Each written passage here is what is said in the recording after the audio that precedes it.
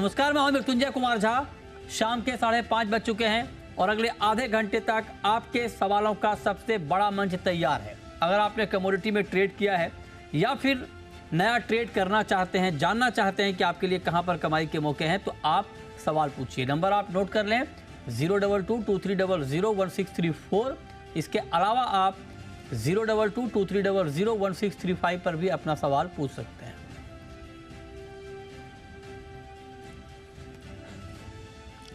और आज की चर्चा में हमारे साथ मेहमानों का एक खास पैनल है। हमारे साथ इस वक्त जुड़ रहे हैं अतुल गनात्रा साहब, जो कि प्रेसिडेंट हैं कॉटन एसोसिएशन ऑफ इंडिया के। हमारे साथ अखिलेश जैन हैं टेक्निकल आईक्यू के। हमारे साथ रवि दियोरा हैं कुंवरजी ग्रुप के। दिनेश भट्टर साहब हैं, जीरा ट्रेडर हैं। और दिनेश सोनी हैं, आप भी जीरा ट्रेडर हैं। आप सभी का बहुत बहुत स्वागत है। और चर्चा की शुरुआत हम करेंगे कॉटन के साथ। कॉटन को लेकर एक बड़ा अनुमान आया है। अनुमान ये है कि पिछले 15 साल में कॉटन का उत्पादन सबसे कम रह सकता है। जी हाँ, ये इस वक्त की ताज़ा रिपोर्ट हम आपको बता रहे हैं। और कॉटन एसोसिएशन ऑफ इंडिया ने अपना अनुमान जारी किया है, जिसमें यह कहा है कि इस साल मतलब 2023-24 में 295 लाख गांठ कॉटन का उत्पादन हो सकता है।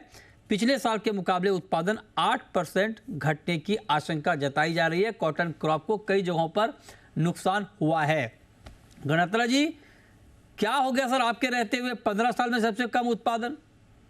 जी, गुड इवनिंग मृत्युंजय जी। देखिए, इस साल बहुत सारे प्रॉब्लम आए हैं, एक साथ में आए हैं। मैं आपको बताऊं, नंबर 1 तो एक तो हमारा जो सोइंग है वो कम से कम 7 लाख हेक्टर में कॉटन का सोइंग कम हो गया इस साल। तो अगर 7 लाख हेक्टर में सोइंग कम है तो कम से कम 18 लाख बेल्स तो हमारी ये सोइंग की वजह से ही कम हो गई। अच्छा। दूसरा ये प्रॉब्लम है कि जब नॉर्थ इंडिया में up to July month crop का कंडीशन बहुत अच्छा था और हम सोच रहे थे नॉर्थ इंडिया में 60-62 लाख बेल्स आएगा, मगर लास्ट एक महीने में इतना प्रॉब्लम हो गया। पिंक बॉलवर्म, पंजाब गवर्नमेंट का, हरियाणा गवर्नमेंट का ऑफिशियल रिपोर्ट आया कि 65% एरिया में पिंक बॉलवर्म है और राजस्थान में 90% क्रॉप में पिंक बॉलवर्म आ गया। अरे, तो जो ये 60 लाख गांठ होने वाला था नॉर्थ इंडिया में, वो फिगर आ गया सीधा 40 लाख गांठ से। अच्छा। और वहाँ इतनी प्रॉब्लम है कि लेबर में नहीं मिल रहा है, क्योंकि वो कीड़े हाथ में लगते हैं। तो आज 6,000-7,000 रुपये का कपास का भाव है, उसमें 2,200-2,500 रुपया तो चुनाई लगती है, उसमें भी लेबर नहीं मिल रहा है। तो फार्मर कपास के जो झाड़ खड़े हैं उसमें कपास है तो भी निकाल रहा है और फेंक रहा है, नया क्रॉप लगा देगा। तो ये दूसरी प्रॉब्लम है। पिंक बॉलवर्म आने से भी एक प्रॉब्लम हो गया। और तीसरी जो प्रॉब्लम है कि जो 45 डेज का एक ड्राई स्पेल आया था, जो 119 ईयर्स का रिकॉर्ड है कि इंडिया में 1 अगस्त से लेके 15 सितंबर तक बारिश ही नहीं हुई, जो कभी नहीं हुआ है ऐसा। उसकी वजह से जो कॉटन के प्लांट थे ना मृत्युंजय जी, उसको ग्रोथ नहीं हुआ। ग्रोथ नहीं होने से उस पे कपास के जो डिंडे बैठते वो कम बैठे और उसकी वजह से यील्ड में भी भारी कटौती होने की संभावना है। अब क्या होगा सर? प्राइस तो काफी बढ़ जाएगा फिर आपके हिसाब से, क्या होने वाला है? देखिए, अभी प्राइस का कैसा है मृत्युंजय जी, प्राइस जो है ना ये डिमांड और सप्लाई पे चलता है। हम नहीं सोचते कि क्रॉप कम है तो प्राइस इमीडिएटली बढ़ जाएगा, ऐसा नहीं सोचते। जो डिमांड है और इंटरनेशनल मार्केट के साथ चलना पड़ेगा। अच्छा। लास्ट ईयर आपने देखा कि बिफोर लास्ट ईयर 40,000 रुपए का कॉटन के भाव 1,10,000 हुए, क्योंकि तभी डिमांड बहुत ज्यादा थी। उस साल भी क्रॉप कम था, 299 लाख बेल्स का क्रॉप था। तो डिमांड उस साल बहुत अच्छी थी, मिल वालों को बहुत पैसे मिल रहे थे, तो कॉटन उछड़ के कॉटन ले रहे थे। तो अभी वो पोजीशन नहीं है कि मिल वालों को इतना कमाई नहीं है कि वो कॉटन के दाम बढ़ा देंगे। तो ठीक वो है। डिमांड और सप्लाई पे कॉटन के रेट चलेंगे मृत्युंजय जी। तो आपके हिसाब से सर मतलब अच्छा, आप कह रहे हैं कि डिमांड सप्लाई पर चलेंगे, ये बात तो ठीक है, लेकिन क्या अच्छे क्वालिटी की कॉटन की सप्लाई में थोड़ी दिक्कत आ सकती है? जी, जरूर आएगी। इस साल देखिए कई एरिया में बारिश कम होने की वजह से हमारे को ऐसा लगता है कि माइक्रोनर कम होगा, आरडी भी कम होगा, क्वालिटी का भी, क्वांटिटी कम आएगी, क्वालिटी भी कम आएगी। जो इस साल करंट ईयर 2022-23 जैसा क्वालिटी आना मुश्किल है मृत्युंजय जी। ओहो। अभी आपको मैं बताऊं, नॉर्थ इंडिया में वैसे हमारे कॉटन में 70 to 78 का आरडी आता है। इस साल नॉर्थ इंडिया में 60 से 65, 68, 70 आरडी का कॉटन आने लग गया। मतलब बहुत खराब क्वालिटी है। तो कॉटन का प्राइस क्या आप देख रहे हैं सर? प्राइस क्या रहने वाला है कॉटन का? नहीं मृत्युंजय जी, देखिए जो मैं पोस्ट पे बैठा हूँ ना, उस पे मैं कोई प्राइस का प्रिडिक्शन नहीं कर सकता, क्योंकि उसमें अच्छा नहीं है कुछ भी। प्राइस का बोलना ठीक नहीं है मृत्युंजय जी। अच्छा। अगर देखिए अभी हम जो खड़े हैं ना आज की तारीख में, हमारे जो प्राइस है कपास के वो एमएसपी के एकदम नजीक है। तो ऐसा लगता है कि साउथ इंडिया जैसे तेलंगाना कर्नाटक में तो सीसीआई आ जाएगी वहाँ फार्मर को सपोर्ट करने के लिए। साउथ इंडिया में तो सीसीआई को कॉटन खरीदना पड़ेगा। अच्छा। फिर आगे का 1 महीने के बाद मालूम होगा कि ये जो कॉटन की स्थिति है, जो यील्ड खराब होने की, वो हाँ। अभी जो मौसम है वो सुधर रही है या और खराब हो जाएगी, वो बड़ा हमारे को चिंता वो है कि अगर क्लाइमेट चेंज नहीं हुआ और अगर थोड़ा ठंडक नहीं हुआ और ऐसे ही गर्म रहा तो आगे और प्रॉब्लम होगा। वो हमारी चिंता अभी ये बनी हुई है कि थोड़ा क्लाइमेट सुधर जाए और थोड़ा ठंडक आवे, जिससे क्रॉप के थोड़ा जो नरमी मिलेगी, मॉइस्चर मिलेगा तो क्रॉप ठीक रहेगा, नहीं तो और प्रॉब्लम आगे बढ़ सकती है। तो वो प्रॉब्लम है मृत्युंजय जी। अच्छा, प्रॉब्लम ज्यादा है सर। क्लाइमेट जो है ना, क्लाइमेट अनफेवरेबल है कॉटन के लिए। क्या करेंगे सर फिर आगे? मतलब कपड़े वपड़े महंगे तो नहीं हो जाएंगे कॉटन के? देखिए कपड़े तो जो देखिए कपड़े का कैसा हो गया मृत्युंजय जी, आजकल की जो कल ही हमारी बात हो रही थी डिमांड और सप्लाई में, तो ऐसा नहीं है कि कॉटन के कपड़े के शोरूम देखते हैं तो खाली लगता है, लोगों को लगता है कपड़े में डिमांड नहीं है। मगर जो ये नई जनरेशन है वो सब ऑनलाइन परचेज होता है। ऑनलाइन परचेज 2000% बढ़ गया है अभी। तो लोग पसंद नहीं करते स्टोर में जाके देख के लो, ऑनलाइन परचेज भी बहुत बढ़ गया है मृत्युंजय जी। ओके, बहुत शुक्रिया गणत्रा जी आपका हमारे साथ जुड़ने के लिए, कॉटन पर अपना व्यू, अपनी राय देने के लिए। तो 15 साल में कॉटन का उत्पादन सबसे कम रहने वाला है, ये कॉटन एसोसिएशन ऑफ इंडिया का अनुमान है। आगे बढ़ते हैं, अब बात करते हैं एक ऐसी कमोडिटी की जिस कमोडिटी ने नींद हराम कर दी है जीरा ट्रेडर की। लिटरली मैं आपको बता रहा हूँ, और मतलब ऐसा एक्शन मतलब कमाल है। आप देखिए जीरे का प्राइस देखिए, आप 44,000 से नीचे आ गया है जीरा। और आप ये मतलब मैं आपको दिखाऊं एक बार जरा कि आप जरा गौर कीजिए कि इस जीरे में क्या तेज़ी आई थी। मतलब जो ऑल टाइम हाई अगर जीरे का आप देख लें तो इस साल का जो प्राइस है, मैं जहाँ तक देख पा रहा हूँ 63,000 के करीब जीरा पहुँचा था। जो ऑल टाइम हाई था 63,000 का हाई था जीरे का, 62,995 है ना। और मार्केट अभी खड़ा है कहाँ? 44,000 के नीचे। तो आप सोचिए कि कितनी गिरावट ऊपर से आ चुकी है जीरे में। मतलब ज़बरदस्त गिरावट है। आज भी 6% जीरा लुढ़का है। हमारे साथ 2 जीरा के एक्सपर्ट हैं और दोनों हमारे साथ इस वक्त जोधपुर से जुड़ रहे हैं। एक है दिनेश सोनी साहब और एक है दिनेश भट्टर साहब। भट्टर साहब, नींद आ रही है सर? बिल्कुल नींद तो आ रही। नींद में क्या हुआ? नींद में कुछ नहीं हुआ, इतनी गिरावट पे कैसे नींद आ जा रही है? बाजार लगातार घट रहा है, सब देख ही रहे, रुक ही नहीं रहा। जहाँ कहीं रुकने की सोचे या ये इस लेवल पे रुकेगा, इस लेवल पे रुक ही नहीं रहा है। बाजार कंटिन्यू पिछले 20 दिन में जबरदस्त मंदी आई। हाँ। एक तरफा मंदी आई।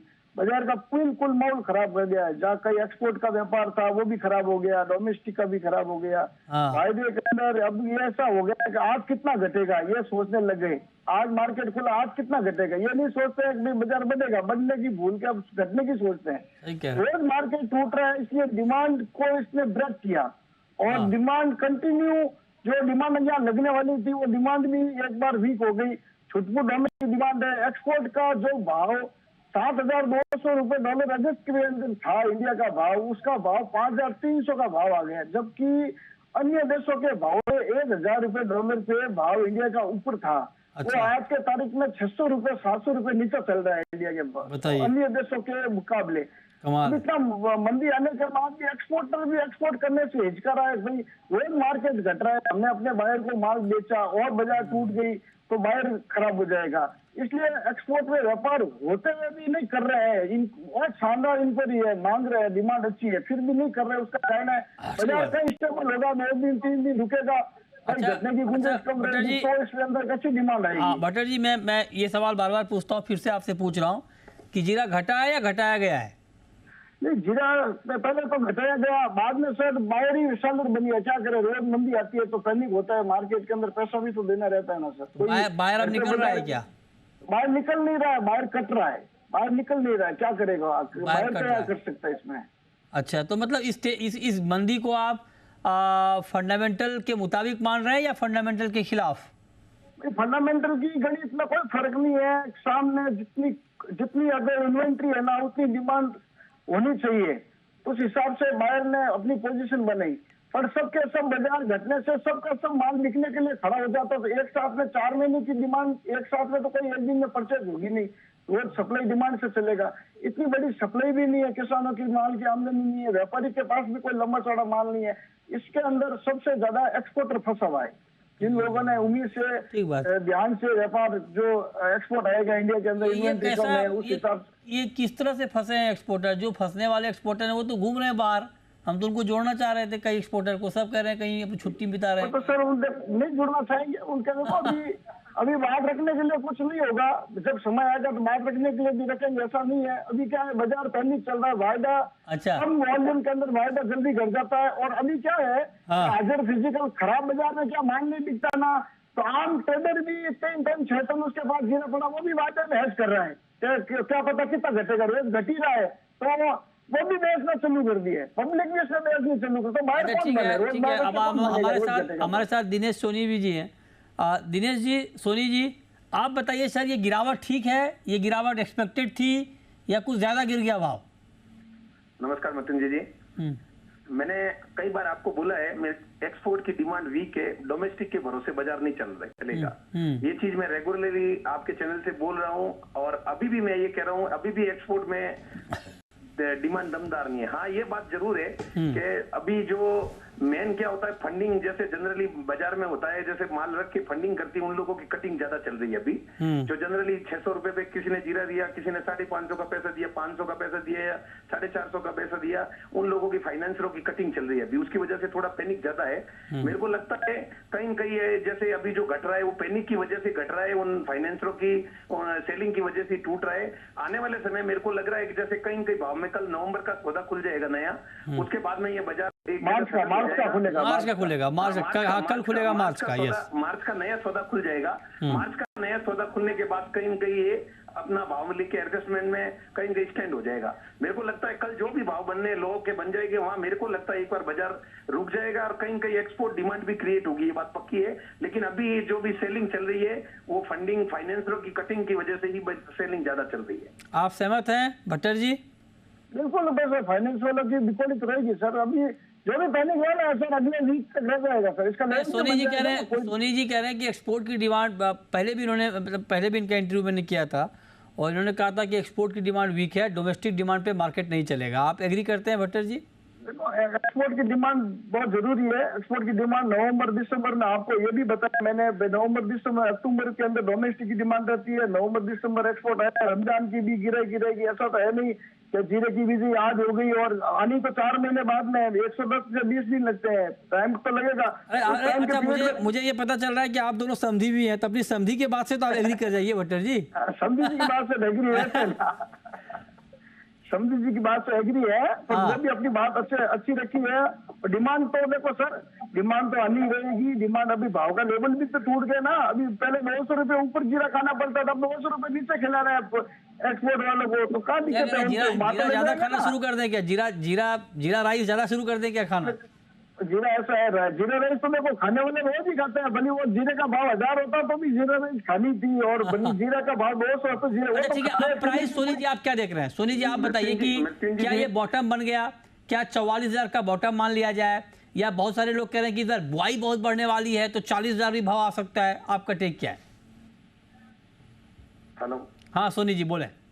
मैं कह रहा हूँ मृत्युंजय जी, मैं मानता हूँ कल जो भी नवंबर का जैसे मार्च का सौदा खुले उसके अंदर जो भी भाव सेटल हो जाएंगे, मेरे हिसाब से वो कल का भाव जो लोएस्ट रहेगा, वहां कहीं न कहीं एक अच्छी डिमांड हमको भी उम्मीद है, वहां बाजार रुकना चाहिए और अच्छी डिमांड क्रिएट होने की उम्मीद है।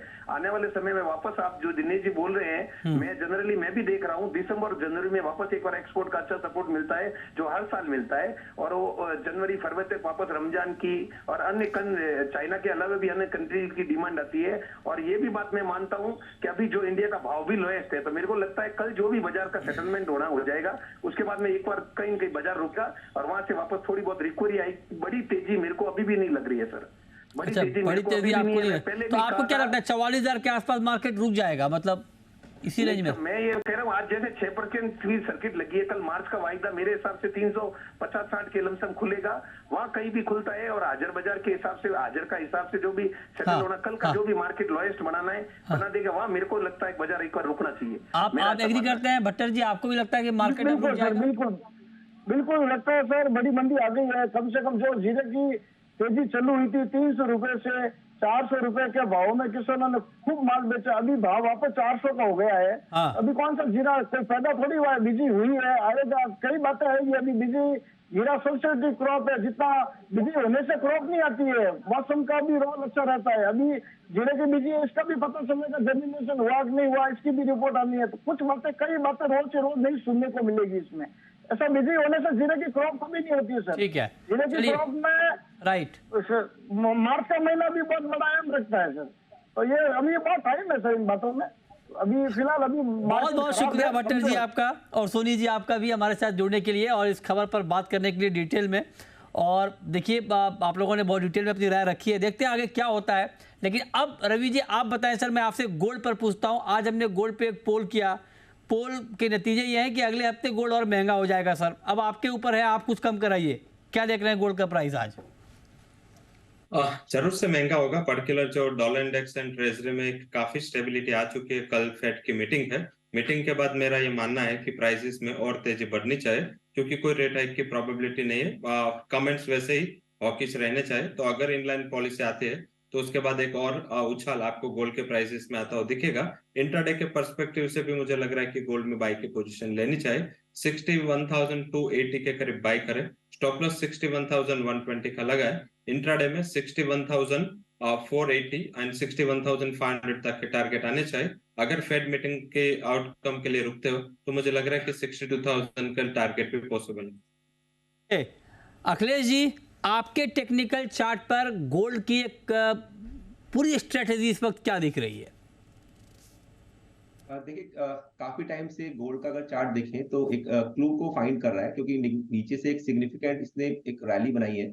बट कहीं ना कहीं इंटरनेशनल प्राइसेस में देखने पे लग रहा है कि इसने 1973 से लेकर 84 का एक बेस बना लिया है। वो बहुत स्ट्रांग बेस लग रहा है और यहाँ से ऊपर लग रहा है कि अगर कोई ट्रेडिंग करेक्शन आता भी है तो प्राइसेस यहाँ से वापस से सपोर्ट लेनी चाहिए। और मुझे लग रहा है कि बिकॉज कल फेड का पॉलिसी भी है, तो इस या नेक्स्ट वीक तक जो भाव है 2040 से 50 तक की रेंज में मुझे लगता है।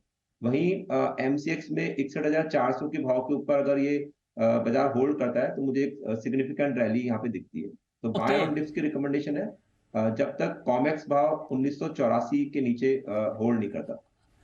ठीक है, चलिए अब शुरू करते हैं सवाल जवाब। और पहला सवाल है बाटलीवाला का, राजस्थान से जोड़ रहे हैं, पूछिए सर। सर, मेरा क्रूड ऑयल इंटरनेशनल मार्केट में 83 से बाय है, तो मेरे को क्या करना चाहिए अभी? बताइए क्या करना चाहिए रवि जी क्रूड में? होल्ड करना चाहिए। ओवरऑल ट्रेंड पॉजिटिव है। आज जो चाइना के डेटा इस हिसाब से मॉर्निंग में थोड़े प्राइसेस करेक्ट हुए थे, कल पे इवनिंग थोड़ा करेक्शन था, बट मुझे लग रहा है कि फिर से बॉटम बन चुका है। लेवल स्पेसिफिक इंटरनेशनल प्राइसेस में 80 to 40 का अच्छा सपोर्ट है। इसका स्टॉप लॉस माइंड में रखें और वहां पे 84-60 तक के लेवल आपको देखने को मिल सकते हैं। मीन्स यहाँ से करीबन 2% की तेजी अभी और भी मुझे लग रहा है कि 1 से 2 ट्रेडिंग सेशन में आने चाहिए, तो रुकना चाहिए। ठीक है, यमा जी हमारे साथ बुल्ढाना से, पूछिए यमा जी। हाँ सर, हम किसान है। अगले 2 महीने में सोयाबीन के भाव क्या मिलेंगे, ये बताइए जरा कुछ। अगले 2 महीने में सोयाबीन के भाव क्या मिल सकते हैं, ये आप जानना चाहते हैं, बताइए रवि जी। हाँ, अगले 2 महीने में प्राइसेस में कुछ बड़ा उछाल के एक्सपेक्टेशंस नहीं है, क्योंकि इंटरनेशनली एडिबल ऑयल प्राइसेस लगातार कमजोर है, वहां पे प्रेशर है। बट यस, अगर आप जनवरी एंड फरवरी तक रुकते हैं तो मुझे लग रहा है एक बार 5300 तक के लेवल की उम्मीद करनी चाहिए। डाउन साइड जो बॉटम है वो 4900 का है। मुझे लग रहा है कि अकॉर्डिंग टू फंडामेंटल 4900 का लेवल ब्रीच नहीं होना चाहिए, तो आप रुक सकते हैं। मीन्स के अगर 2-3 महीने का आउटलुक है तो यहाँ से और 8 से 9% की तेजी के लिए आप रुक सकते हैं। ठीक है। क्रूड पर अखिलेश जी क्या व्यू है आपका? कच्चे तेल में अगर मतलब मैं आज के लिए पूछूं आपसे बिल्कुल इंट्राडे के पॉइंट ऑफ व्यू से, तो क्या राय देंगे आप? अगर प्योरली इंट्राडे प्ले करना है तो मुझे लगता है कि सेलिंग करना चाहिए, क्योंकि जो चाइना से डेटा है वो थोड़ा सा नेगेटिव है और इसका जो मूवमेंट है वो डाउन साइड ही चल रहा है। तो लग रहा है यहाँ से 6930-35 के आसपास आते हैं तो यहाँ पे एक बार शॉर्ट की पोजीशन बनाना चाहिए। स्टॉप लॉस इसमें केवल 6950 का ही रखिए आप। नीचे मुझे लगता है कि 6815 के आसपास तक के भाव हमको आज के सत्र में देखने को मिलने चाहिए। बट जो डाउन साइड है वो लिमिटेड है, जैसा रवि जी ने कहा। डाउन साइड लिमिटेड है, ठीक है। भूमिका है नेक्स्ट कॉलर, पूछिए भूमिका। हाँ, मेरा 71,000 का कॉल ऑप्शन मैंने खरीदा है 210 में, तो मैं होल्ड कर सकती हूँ? बताइए रवि जी, होल्ड करना ठीक रहेगा? यस, होल्ड करें। अभी थोड़ा वोलेटिलिटी है, बट मुझे लग रहा है कि आपको यह ऑप्शन में अच्छा मुनाफा मिलने की उम्मीद है। आई थिंक नेक्स्ट 10-12 दिन रुके, फेड मीटिंग के बाद एक रिकवरी की उम्मीद करनी चाहिए। ठीक है जी, ओके। चलिए, बहुत शुक्रिया रवि जी आपका, अखिलेश जी आपका जुड़ने के लिए, बताने के लिए कहाँ पर कमाई के मौके बनेंगे।